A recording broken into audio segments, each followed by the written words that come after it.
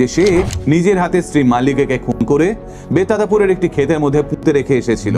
সুরেশের এই স্বীকারোক্তি অনুযায়ী চার্জশিট তৈরি করে পুলিশ, আর তারপর সেই চার্জশিটের উপর ভিত্তি করে সুরেশকে পাঠিয়ে দেওয়া হয় জেলে। কিন্তু কে এই কুরুবারা সুরেশ? কেন সে নিজের স্ত্রী কুরুবারা মাল্লিকাকে খুন করলো? আর একজন খুনি কেনই বা থানায় ছুটলো মিসিং রিপোর্ট লেখাতে? এবার সেই সবটা জেনে নেব।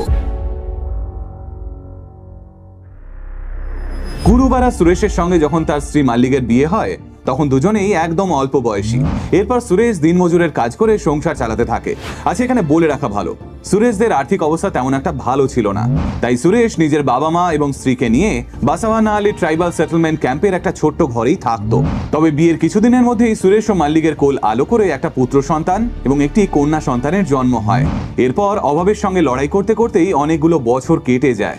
ছেলে মেয়ে বড় হওয়ার দরুন তাদের পড়াশোনার পিছনে খরচ বাড়ায় সুরেশ সিদ্ধান্ত নেয় সে ব্যাংক থেকে লোন নিয়ে একটা মারুতি ওমনি গাড়ি কিনবে।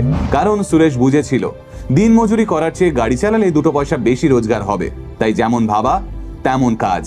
স্ত্রী মাল্লিকের নামে গনিকোপ্পাল এলাকার একটা ব্যাংক থেকে 3 লক্ষ টাকা লোন নিয়ে একটা মারুতি ওমনি গাড়ি কেনে সুরেশ। আর তারপর সে নিজেই ওই গাড়ি চালিয়ে ভাড়া খাটতে শুরু করে।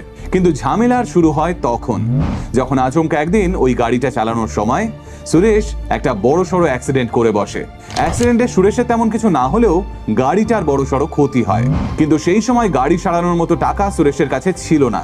কারণ 2020 সালের ওই সময়টা গোটা ভারতবর্ষের মানুষ করোনা ভাইরাস এবং তার ফলে হওয়া লকডাউনের ভোগান্তি পোহাচ্ছিল। ফলে একে তো উপার্জন বন্ধ, তার উপর ব্যাংকের ইএমআই এর চাপ। ওই শুরু মাল্লিকের সঙ্গে সুরেশের অশান্তির। এবার যেহেতু এই লোনটা মাল্লিকের নামে নেওয়া ছিল তাই ব্যাংক মাল্লিকের উপর চাপ বাড়াতে থাকে। আর টাকার কথা উঠলেই অসহায় সুরেশ খারাপ ব্যবহার করা শুরু করে মাল্লিকের সঙ্গে। একটা সময়ের পর দুজনের মধ্যে ঝগড়া অশান্তি চরম পর্যায়ে পৌঁছয়।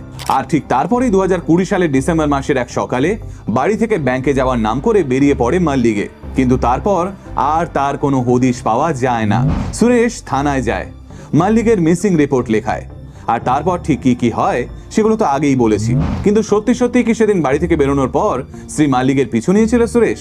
সে কি জমে থাকা রাগের বশবর্তী হয়ে সেদিন মাল্লিকে খুন করে পুঁতে দিয়ে এসেছিল বেতাদাপুর এলাকায়? চলুন এবার সেটাই জানার চেষ্টা করি।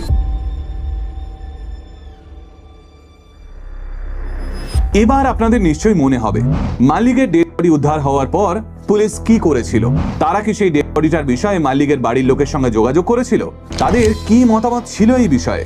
হ্যাঁ, পুলিশ মাল্লিকের মা গৌরীদেবীকেও ওই কংসা ডেড বডি সহ শাড়ি, গয়না এবং হাওয়াই চপ্পলটা দেখিয়েছিল এবং সেই সব দেখে তিনিও কনফার্ম করেছিলেন যেটা তার মেয়ে মাল্লিকেরই ডেড বডি।